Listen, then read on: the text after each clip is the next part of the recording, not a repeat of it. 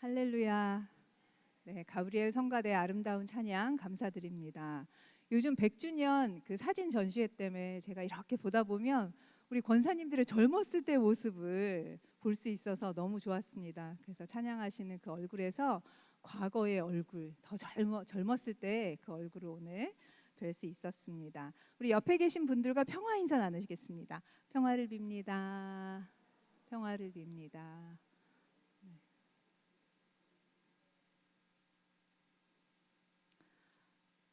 오늘 저는 고린도전서 3장의 말씀을 중심으로 우리가 왜 장성한 그리스도인이 되는데 힘을 쏟아야 하는지, 너무 당연한 이야기지만 성경 말씀을 통해서 한번 보려고 하고요.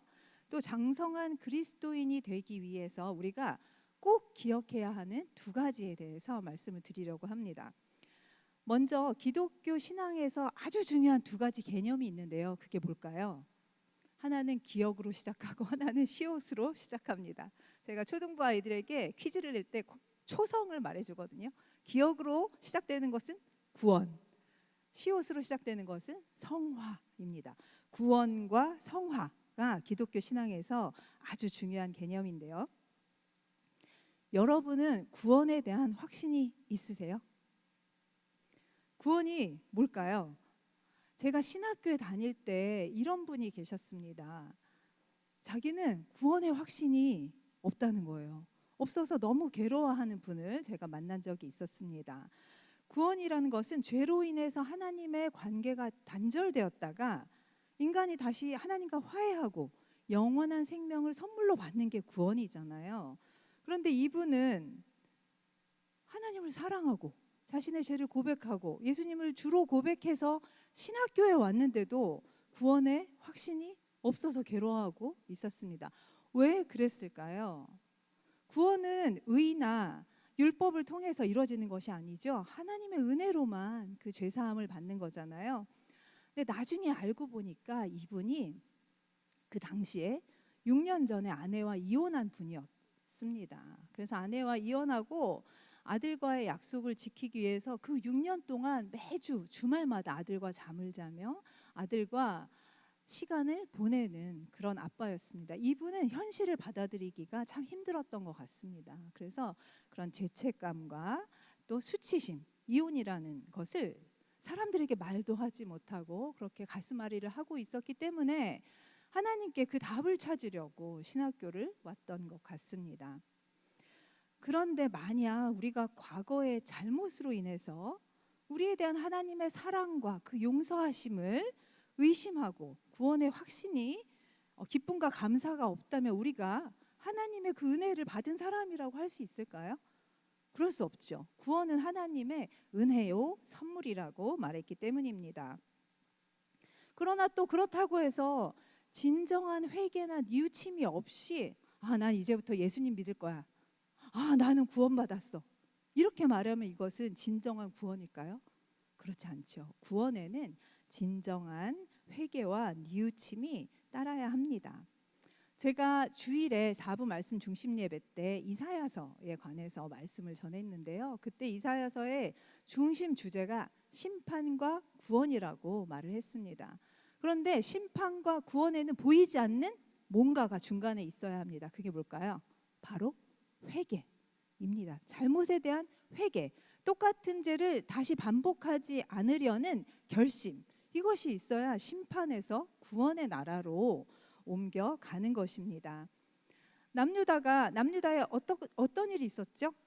아수르의 사네립 왕의 공격을 받았습니다. 너무 막강한 군사가 예루살렘 성을 둘러싸고 진을 쳐서 남유다의 사람들은 굶어 죽을 지경, 곧 시간만 조금만 더 지나면 망할 위기에 있었습니다. 그런데 어느 날 밤에 하나님께서 천사를 보내주셔서 그 예루살렘 성 밖에 있는 사네립 그 군사들을 모두 물리쳐 주셨죠. 그래서 남유다가 기적적으로 회생한 일이 있었습니다. 그러나 이로 인해서 남유다는 어떤 생각을 가지게 되었냐면요. 우리나라는 남유다는 하나님의 백성이기 때문에 절대로 망하지 않아. 시온 불패 사상을 갖게 되었습니다. 우리가 어떤 잘못을 해도 하나님은 우리를 구해 주실 거야 라는 그런 막연한 믿음을 갖고 살게 된 것이었습니다. 그래서 남유다는 결국 어떻게 됐죠? 똑같은 죄, 우상을 숭배하고 또 하나님의 정의와 공의를 무시하고 가난한 자에게서 그런 착취함으로써 결국 바벨론을 회초리로 쓰시는 하나님에게 망하게 되었습니다. 그러므로 구원을 위해서는 진정한 회개가 선행되어야 하고, 만약 정말로 회개하고 하나님의 그 구원의 은혜를 받은 사람이라면 구원 전과 구원 이후의 삶이 달라져야 합니다. 이러한 변화를 조금 전에 제가 말했던 성화라고 하는 것입니다. 성화란 구원받은 사람이 점차적으로 내 뜻이 아니라 하나님의 뜻에 굴복하며 하나님의 뜻에 맞춰 사는 그 과정을 말하는 것입니다.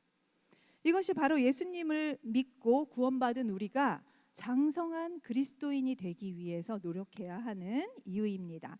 에베소서 4장 3절은 성화의 과정을 다음과 같이 잘 표현하고 있습니다. 네, 한번 읽어보실까요? 우리가 다 하나님이 아들을 믿는 것과 아는 일에 하나가 되어 온전한 사람을 이루어 그리스도의 장성한 분량이 충만한 데까지 이르리니. 아멘.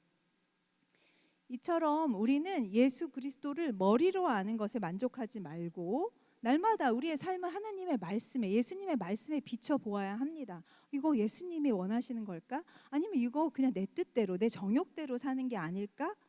예수님을 닮아가도록 노력해야 하는 것입니다. 그런 점에서 오늘 고린도전서 3장의 말씀은 우리가 과연 장성한 그리스도인인지 아니면 아직도 걸음마 단계에 있는 어린아이인지를 판단할 수 있는 척도가 될 것입니다. 고린도전서는 어떤 내용일까요? 사도 바울이 에베소에 머무르면서 자신이 고린도에 1년 6개월 동안 있을 동안 개척했던 고린도 교회에 썼던 편지입니다.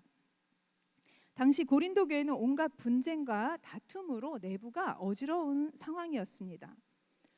그런데 안타깝게도 오늘날 많은 교회들이 여전히 고린도 교회와 비슷한 문제를 경험하고 있습니다. 때문에 이 오래전에 쓰여졌던 이 고린도 전서 후서가 오늘날 우리에게도 적용할 수 있는 귀한 말씀이 될 것이라고 믿습니다. 고린도 교회를 반면교사 삼아서 우리 모두 장성한 그리스도인이 되는데 힘쓰는 성도님들이 되시기를 소망합니다.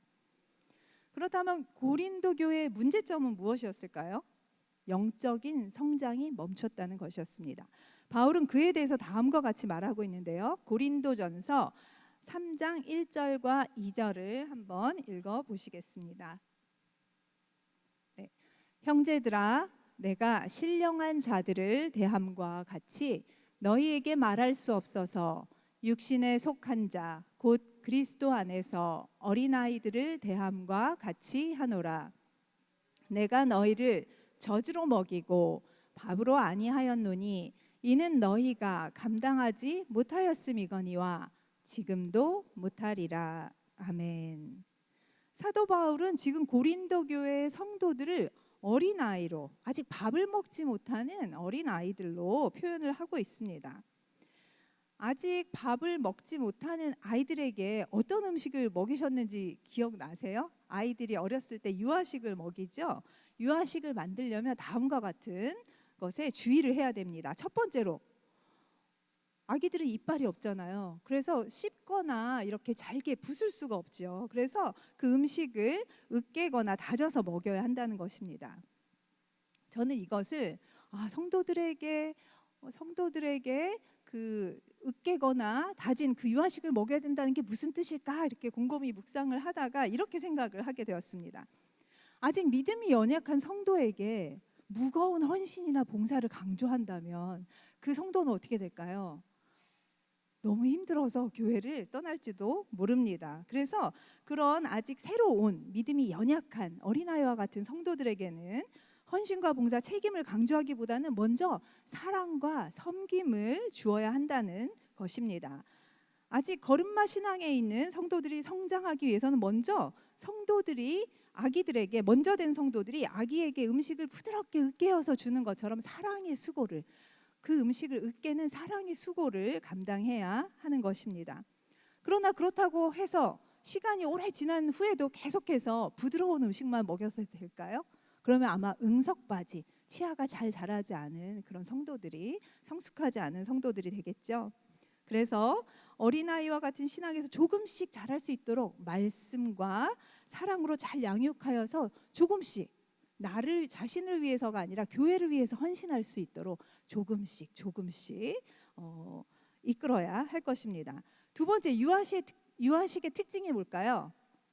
짠맛, 매운맛, 단맛, 신맛, 이런 맛이 없다는 것입니다. 간을 별로 하지 않는다는 것입니다. 이런 간장, 설탕, 소금, 식초, 고춧가루 이런 것들은 어떻죠? 이것들을 넣으면 음식이 아주 맛깔스럽게 되죠. 어른들은 이런 맛깔스러운 음식을 간이 없는 음식보다 선호합니다. 그러나 아기들의 경우에는 자극적인 맛을 딱 맛보았을 때 깜짝 놀라거나 아니면 소화기관에 문제가 생겨서 설사를 하기가 쉽습니다. 그렇기 때문에 가능한 음식의 원재료만을 아이들에게 처음 아기들이 어렸을 때는 원재료 위주로 주는 것이 좋습니다. 아직 영적으로 성숙하지 않은 성도들에게도 마찬가지입니다. 간이 없는 음식을 그런 영적으로 어린아이와 같은 성도들에게 주어야 하는데 여기서 간을 뭐라고 생각하세요? 저는 인간관계에서 느끼는 교제, 그 교제에서 느끼는 그 재미를 간이라고 생각을 해보았습니다. 성도의 삶을 살려면 먼저 인간관계의 재미를 느끼는 것보다는 어떻게 살아야 할지 하나님의 말씀을 배우는 과정이 필요합니다. 그런데 하나님을 알아가는 것보다 교회 오면 재미있어요. 나와 비슷한 사람, 나와 다른 사람, 이런 재미 저런 재미가 많이 있죠. 그런 재미에 너무 치중하다 보면 나중에 관계의 문제로 인해서 신앙의 근간이 흔들리기까지 하는 것을 본 적이 있습니다. 따라서 아직 영적으로 미성숙한 그런 성도가 있다면 관계의 즐거움을 누리게 하는 것도 중요하지만 먼저 말씀을 가르치고 배우게 하는 것이 중요하다고 생각합니다. 사도 바울은 이러한 것을 염두에 두고 그 고린도 교회 성도들을 아주 정성스럽게 어린아이를 돌보듯 조심스럽게 돌보았던 것 같습니다. 하지만 아버지와 같았던 사도 바울이 고린도 교회를 떠나자 어떻게 됐을까요? 고린도 교회 성도들이 성장을 멈추었습니다. 이러한 고린도 교회 성도들의 모습을 통해 우리는 장성한 그리스도인이 되기 위해서 다음의 두 가지를 꼭 기억해야겠습니다. 장성한 그리스도인이 되기 위한 첫 번째는 시기와 분쟁에서 벗어나서 협력하고 서로 존중하는 가운데 화평을 이루어내야 한다는 것입니다. 사도 바울은 시기와 분쟁이 육신에 속한 자들, 곧 영적으로 미성숙한 아기와 같은 행동이라고 말하고 있는데요. 고린도전서 3장 3절을 한번 읽어보시겠습니다. 너희는 아직도 육신에 속한 자로다. 너희 가운데 시기와 분쟁이 있으니 어찌 육신에 속하여 사람을 따라 행함이 아니리요. 아멘. 고린도 교회에서 있었던 시기와 분쟁은 특별히 자신이 선호하는 목회 리더십을 따라서 파벌을 형성하는 것에 대한 것이었습니다. 바울을 따르는 파와 아볼로를 따르는 파가 서로 나뉘어 서로를 비방하고 있었던 것입니다. 이에 대해서 사도 바울은 우리가 목회 리더십을 대할 때 어떻게 이해해야 하는지 다음과 같이 설명을 하고 있습니다. 먼저 고린도전서 3장 4절과 5절을 새 번역본으로 제가 한번 찾아보았습니다. 함께 읽어보시겠습니다. 어떤 사람은 나는 바울 편이다 하고 또 다른 사람은 나는 아볼로 편이다 한다니 여러분은 육에 속한 사람이 아니고 무엇이겠습니까? 그렇다면 아볼로는 무엇이고 바울은 무엇입니까? 아볼로와 나는 여러분을 믿게 한 일꾼들이며 주님께서 우리에게 각각 맡겨주신 대로 일하였을 뿐입니다. 아멘. 사도 바울은 지금 목회 리더십을 뭐라고 말하고 있죠? 하나님의 일꾼이라고 말하고 있습니다. 하나님께서 그들 각각에게 맡겨주신 일이 있다고 말하고 있는 것입니다. 그래서 목회 리더십마다 각각 하나님이 주신 다른 은사들이 있습니다. 사랑의 은사가 있는 분도 계시고, 또 말씀의 은사가 있는 분도 계시고, 선교의 은사가 있는 분도 계십니다. 제가 처음 유학생 교회, 미국에서 유학생 교회 나갔을 때 교포 2세대 목사님이 계셨는데 한국말이 아주 어눌했습니다. 그래서 그 유학생들에게 한국말로 설교를 하시는데 도대체 무슨 말인지 이해할 수 없는 거였어요. 그래서 참 말씀의 은사가 없으시구나라고 했지만 그 목사님이 사랑이 참 많으셨습니다. 그래서 저희가 그곳을 떠난 후에도 그곳에 11조를 하고 싶어하고, 또 그곳의 목사님과 지금까지 은퇴하셨는데도 그런 이메일을 주고받고 있습니다. 그래서 참 목회 리더십마다 가진 은사가 다르구나, 이런 생각을 하게 됩니다. 그런데 고린도 교회 성도는 바울에게는 이것이 모자라다고 비판하고, 아볼로에게는 저것이 모자라다고 지금 불만을 품고 있는 것입니다. 그 결과로 어떤 사람들은 아볼로파가 되고 어떤 사람들은 바울파가 되어서 서로 비교하고 대립하고 분쟁하고 갈등을 만들어냈습니다. 그러나 하나님께서 원하시는 것은 무엇일까요? 서로 비교하며 대립하는 것이 아니라 서로 합력하여 선을 이루기를 원하셨습니다. 그리고 결정적으로 결과를 만드시는 분은 그런 목회 리더십이 아니라 뭐였죠? 하나님이라고 말씀을 하고 계십니다. 고린도전서 3장 6절에서 7절을 읽어보시겠습니다. 나는 심었고 아볼로는 물을 주었으되 오직 하나님께서 자라나게 하셨나니, 그런즉 심는 이나 물 주는 이는 아무것도 아니로되 오직 자라게 하시는 이는 하나님 뿐이니라. 아멘. 구약의 스가랴서에도 비슷한 말씀이 있습니다. 고레스 칙령으로 바벨론으로부터 돌아온 포로 귀환자들이 수룹바벨과 대제사장 예수아를 중심으로 예루살렘 성전을 재건하려고 노력하던 중이었습니다. 그런데 어떻게 됐죠? 뜻하지 않게 그 예루살렘에 남아있던, 그 포로로 잡혀가지 않았던 사람들의 방해로 성전 건축이 중단되어서 지도자였던 수룹바벨은 매우 낙심합니다. 그런데 하나님께서는 에스라를 통하여 수룹바벨에게 이렇게 말씀하십니다. 스가랴 선지자를 통해서 이렇게 말씀을 하십니다. 그가 내게 대답하여 이르되 여호와께서 수룹바벨에게 하신 말씀이 이러하니라. 만군의 여호와께서 말씀하시되 이는 힘으로 되지 아니하며 능력으로 되지 아니하고 오직 나의 영으로 되느니라. 아멘. 오늘날 목회 현장은 거대한 종교 시장과 같이 보여질 때가 많이 있습니다. 교회들마다 모습이 다르죠. 재벌과 같이 대형 교회, 재벌과 같은 대형 교회도 있고요. 또 새로운 트렌드를 장착하고 야심차게 시작하는 벤처 사업과 같은 그런 교회도 있습니다. 또 소규모 자본을 가진 자영업자와 같이 생존을 위해서 몸부림치는 아주 영세한 작은 교회들이 있습니다. 한국 교회는 출산율의 감소와 점점 가속화되어가는 세속화의 물결로 인해서 양적인 확장이 어려워지고 있는 현실입니다. 그래서 생존을 위한 경쟁적인 시장 논리로 교회를 운영하는 모습이 여기저기에서 보이기 시작합니다. 그러다 보니 목회 리더십에게 요구하는 것이 영성이 아니라 어느새 마케팅에 능한 목회 리더십을 요구하는 현실로 변하게 되었습니다. 그러나 이러한 시장형 목회 상황은 목회 리더십의 본질을 훼손하고 방해할 때가 많이 있습니다. 따라서 오늘 말씀을 통해서 우리는 목회 리더십이, 영적 리더십이 윤리적으로 타락하고 도덕적으로 결함이 있는 것이 아니라면 각각의 은사를 가진 그런 목회 리더십을 존중해야 할 것입니다. 비교하고 편을 가르는 것이 아니라 그 리더십이 갖고 있는 은사를 존중해서 상호 협력하고 존중할 수 있는 토대를 마련해야 될 것입니다.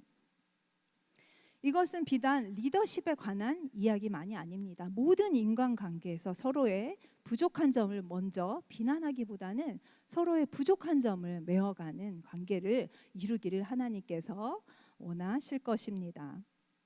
장성한 그리스도인이 되기 위한 두 번째는 어떤 헌신을 하든지 그것이 예수 그리스도의 터 위에서 쌓여져야 한다는 것입니다.